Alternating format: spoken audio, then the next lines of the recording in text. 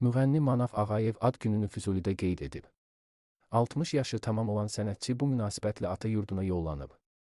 Manaf Ağayev bildirib ki, toy sahibləri məclisi xüsusi olaraq onun ad günü gününə salıblar. Bugün 60 yaşımı doğma yurdum Füzulidə toyda qeyd etmək qismət oldu. Allah bəyimizi xoşbəxt eləsin. Hər zaman Qarabağımıza xoş günlərə gələk, inşallah, deyə sənətçi əlavə edib. Qeyd edək ki, Manaf Ağayevin 2022-ci ildəki Füzuli səfəri qalmaqala səbəb olmuşdu. A seriyalı avtomobillə Füzuliyə gedən sənətçinin görüntüləri müzakirələrə səbəb olmuşdu.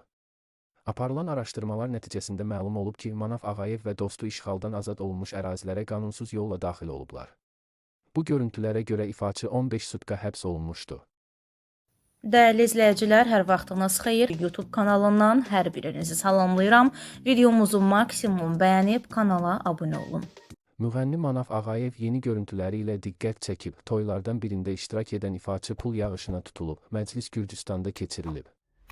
Yeni ailə quran cütlüyün özəl günündə ifalarını səsləndirən sənətçinin başından müxtəlif nominallı pullar səpiblər, görüntüləri ifaçı şəxsi Instagram hesabında yayımlayıb.